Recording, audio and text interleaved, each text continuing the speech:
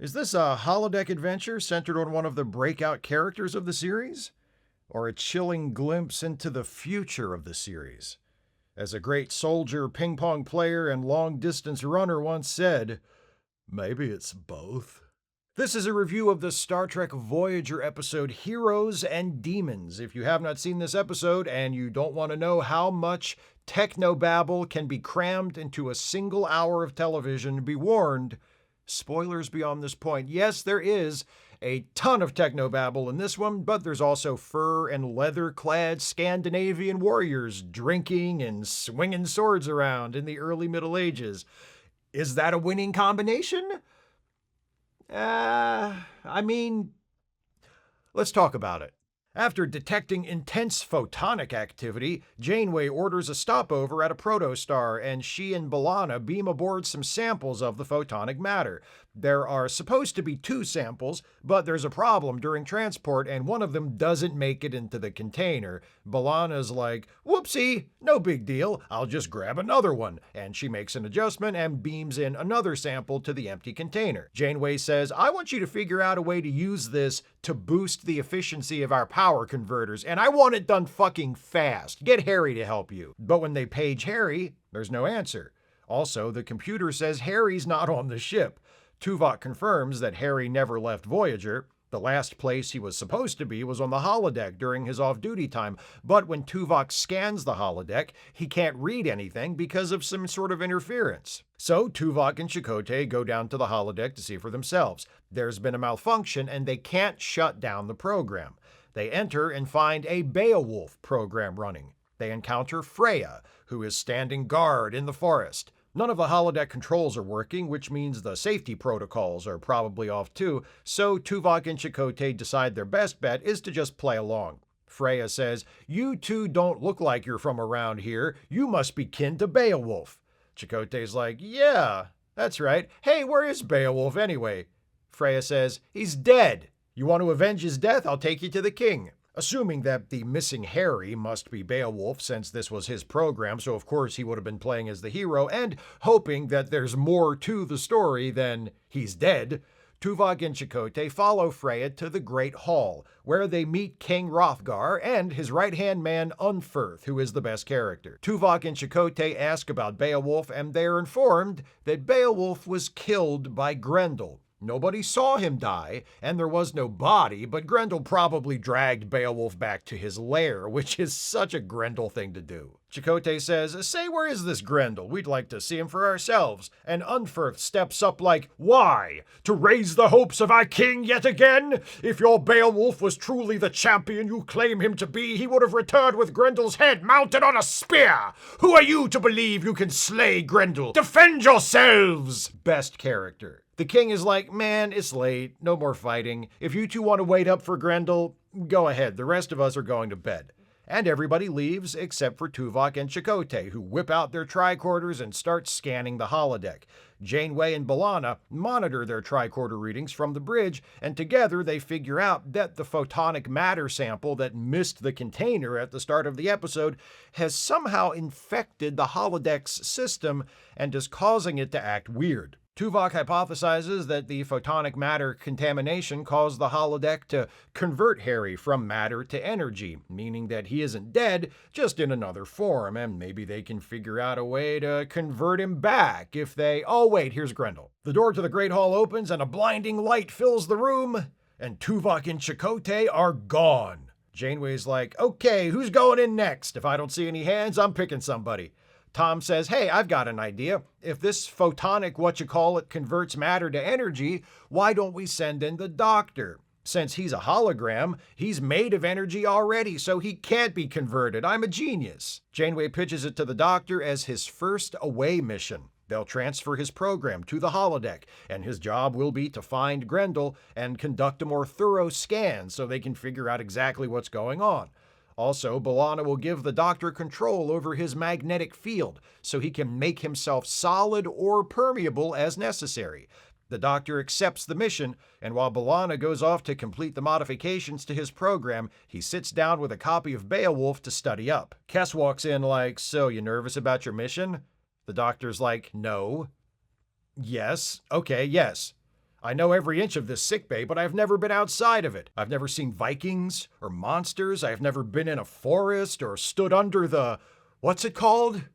Sky, out where they walk, out where they run, out where they stay all day in the sun. Kes is like, hey, this is your chance to prove to the others that you deserve to be treated just like any other member of the crew. You know what you should do before you go. Choose a name. That way they know what to put on your death certificate if they bother making one for you. The doctor's like, you are wise, disconcertingly womanly child elf. I will choose a name.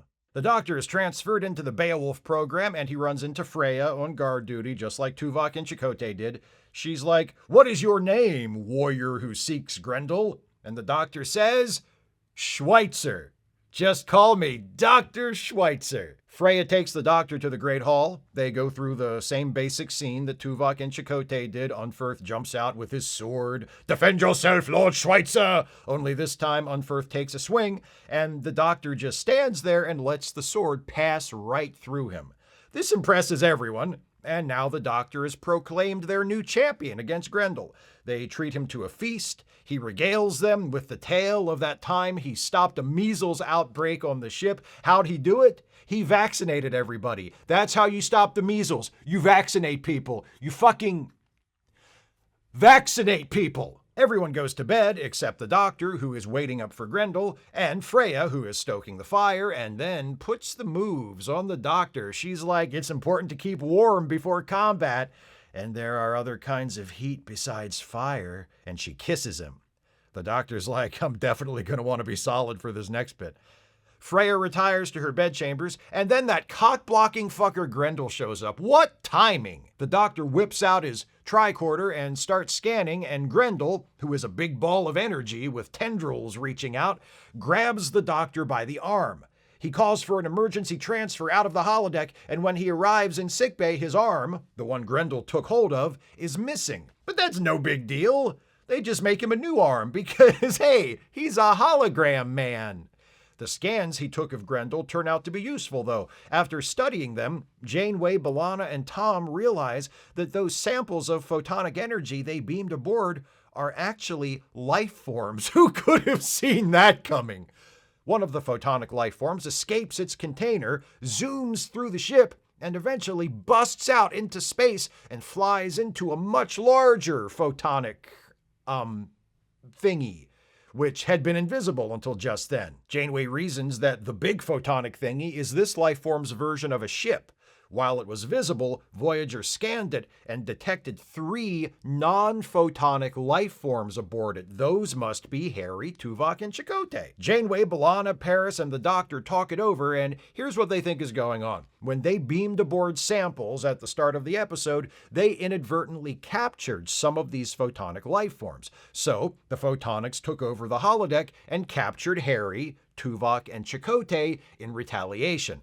The doctor says, if that's true, maybe I should take the one photonic life form we're still holding in containment to the holodeck and release it. Hopefully they'll understand what I'm doing and return our people.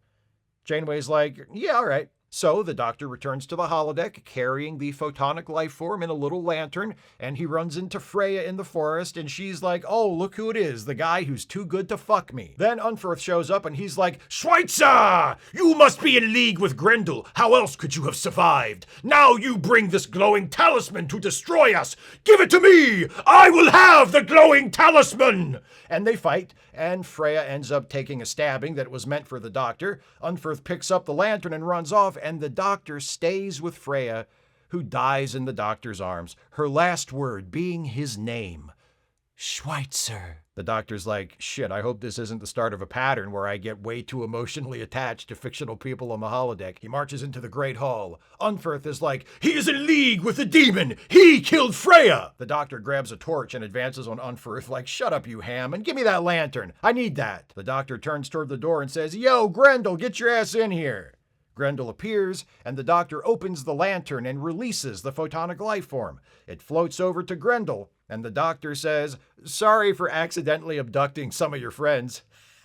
Can you give us our people back now? And Grendel's like, yeah, sure. And Tuvok and Chakotay are back. And so is Harry, who is still dressed in his costume for the Beowulf program and has no idea what the hell has been going on. Later, in sickbay, Janeway and the Doctor talk about how even though he never left the ship, his adventure still included all of the elements that make for an exciting mission. Encountering a new species, conflict, communication, peaceful resolution. Janeway's like, and you did such a good job, I want to put a commendation for you in my log. Have you chosen a name yet? The Doctor says, well, I did choose one, but then a holodeck character died as she said it, so that makes me sad, and I don't think I'm going to use that name now. That's how names work, right? You change them every time they make you sad? Janeway's like, whatever, let's just drop the whole choosing a name thread with you. What do you say? The Doctor's like, sounds great to me, Captain. The end. Some early Voyager episodes are interesting for the promise they show. They offer a glimpse into what the show might have been had it charted a more creatively ambitious path. Other early episodes are interesting for the opposite reason. They turn out to be omens of the mediocrity to come. Heroes and Demons is one of the latter. It's thinly plotted, with an obvious reveal that is recycled from countless other Star Trek episodes, padded out with meaningless incident, and packed with an amount of technobabble that feels excessive even by Voyager's standards. Let's review the technobabble.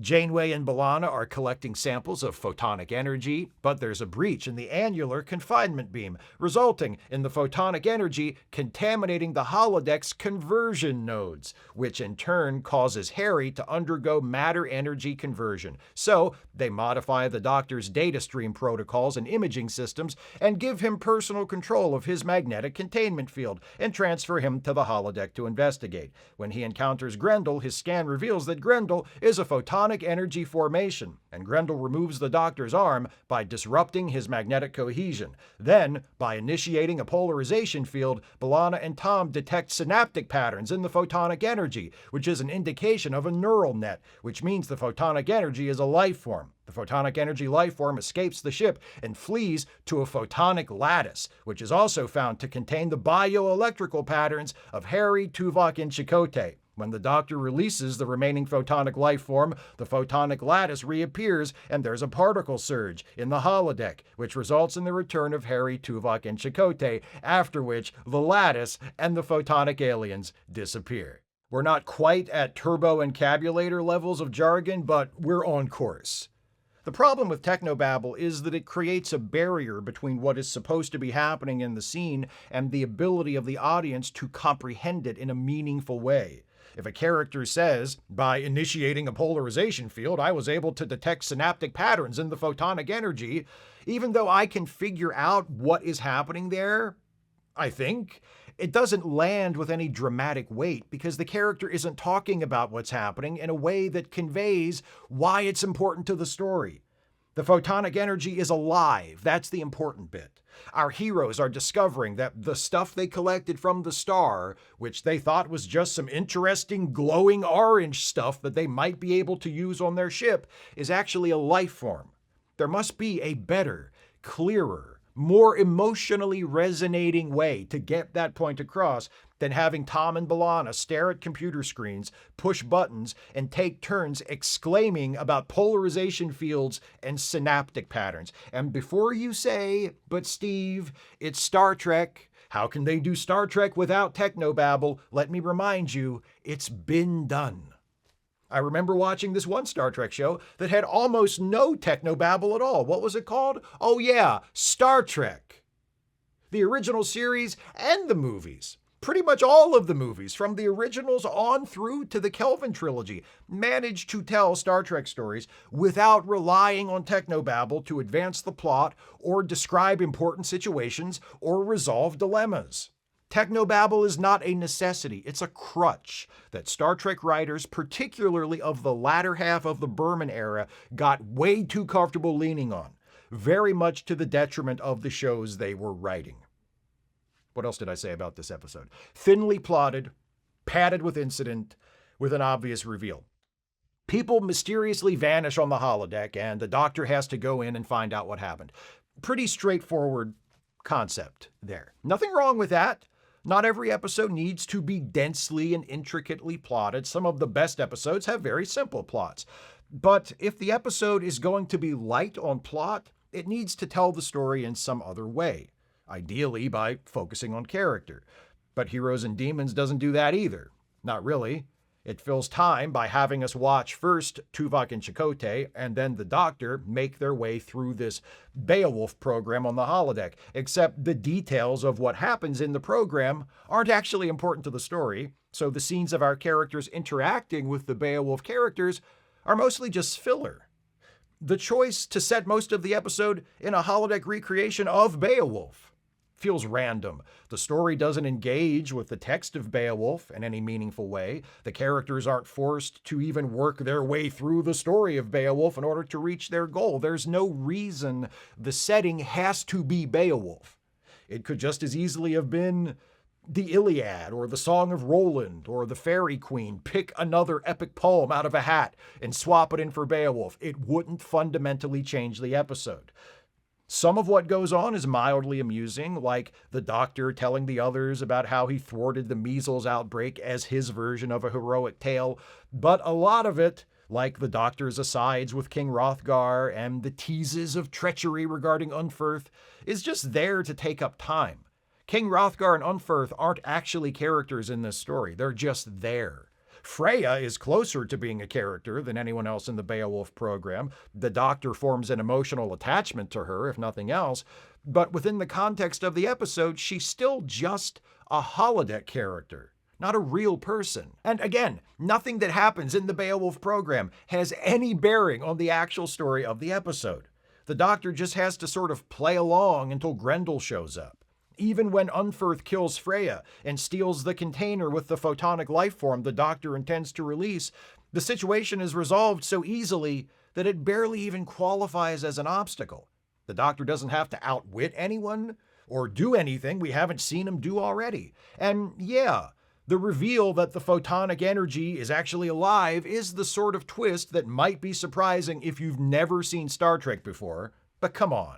From TOS forward, how many episodes have relied on the supposedly stunning discovery that the thing they were studying turned out to be alive? The fact that it's a frequently used trope isn't even the main problem, though. There are only so many tropes, and a show, let alone a franchise composed of many shows, reusing them from time to time isn't such a big deal, providing the reuse is creative, puts a fresh spin on it somehow. Here, the revelation that the photonic energy is alive just feels rote. And from that point forward, the plot becomes even more by the numbers than it was already. Oh, that energy we beamed aboard is alive? We'd better let it go then. Hopefully that will solve our problem. And that's what they do. And that's what it does. This is a Doctor episode, and because of that, it feels like even more of a missed opportunity than it would if it had been, say, a Chakotay episode. Because already at this early stage of the series, the Doctor is becoming the most interesting or potentially interesting character on the show. He has an obvious character arc, and it is being allowed to develop. He's a computer program who is turning into a person because he's been active for way longer than he was designed to be, and he's having more experiences and feelings than he ever expected he would or could have. This, theoretically, is a big episode for him. It's his first assignment where the captain has placed the same trust in him that she would in a non-holographic member of the crew. It's the first time he's ever left sickbay. We see his first kiss, his first time eating food. But all of those moments are smothered by the obviousness or the indifference of the writing. The Doctor's emotions leading up to the mission are obvious. He's nervous, he's apprehensive, he isn't sure he's up to the task, but he wants to succeed, not only to save Chakotay, Tuvok, and Harry, but to prove himself as an equal member of the crew. We should be able to get all of that and to follow the Doctor as he experiences those emotions throughout the story without having it explicitly spelled out for us. But apparently the creators of the episode, or Someone involved in the creative process at some level decided that we in the audience were too oblivious to notice that stuff all by ourselves, so they wrote a scene with the Doctor and Kes where they take turns just flatly stating what the Doctor is feeling and why his mission is important to him in dialogue. I've never been out of sickbay before. I've never seen the sky or a tree. I don't know what to expect on that holodeck. You're just nervous because you weren't programmed for something like this. But this is your chance to prove that you deserve to be treated like a full member of the crew. Thanks, Captain Obvious and the Obvious Ranger. I never would have grasped the significance of the Doctor taking a moment to touch and smell a tree when he arrives on the holodeck if you hadn't scratched it onto the head of a sledgehammer and smacked me in the face with it. Other moments that should land as meaningful experiences for the Doctor, like his romantic interactions with Freya or his meal at King Hrothgar's table, have little or no impact because they play like the writers checking items off of a list they made before they started the script. Doctor leaves the holodeck? Check. Doctor eats something? Check. Doctor kisses a pretty shield maiden? Check. What's next? As always, Robert Picardo does what he can with this lackluster material, and any extent to which the Doctor's story actually works here is to his credit. He conveys the Doctor's uncertainty and insecurity and the brave face he puts on to cover it with a skill and subtlety that is rarely reflected in the script. And he even gets me to buy into Freya's death a little, even though there is absolutely no reason whatsoever why I should give a single shit about it. He makes me feel a little something for it because he convinces me that the Doctor is feeling something. Star Trek Voyager would eventually provide the Doctor and Robert Picardo with worthy showcases, but Heroes and Demons isn't one of them. Aside from Picardo extracting a few meager morsels of drama and pathos from the proceedings, the highlight of the episode is Unferth, played by the always entertaining Christopher Neame. If you don't know his name, Neame, you might at least know his face and his voice, especially if, like me, you are an aficionado of 1980s and 90s American television. Though he's racked up appearances in quite a few movies as well, he's best known as one of those actors who pops in for a guest appearance on a TV show and walks away with the episode through the sheer undeniable force of his shameless theatricality. Check out his IMDb page and you'll see what I mean. The A-Team, The Fall Guy, Dynasty, Dallas, Hunter, MacGyver, Murder, She Wrote, and on and on. If you were making a schlocky TV show in the 1980s and 90s and you wanted a guy who would devour every scrap of scenery in sight, Christopher Neame was your man. As Unferth, who again is barely a character in this at all, Neame stands out as he nearly always does, his inimitable voice with its instantly recognizable tone of domineering smugness booming out from behind his ridiculous Viking beard. He bites into every single meaningless line of dialogue he's been given, performing each moment as though he's a player in a demented parody of Shakespeare. And as a result, his fictional holodeck character feels more robust and alive than most of the supposedly real people on the show. He is far and away the best thing in the episode, and there are many, many points where I wish I could have been watching him reel off another grandiose monologue about how he has heard no songs of somebody's deeds, instead of whatever tedious technobabble-laden bullshit I was being shown. Heroes and Demons was written by Naren Shankar, a story editor and science advisor on Star Trek The Next Generation, who also wrote or co-wrote several episodes of TNG, including The First Duty and The Quality of Life, that's the one with the exocomps, and 2 episodes of Star Trek Deep Space Nine, Babel and The Quickening. This is his only episode of Voyager, and definitely not his best work.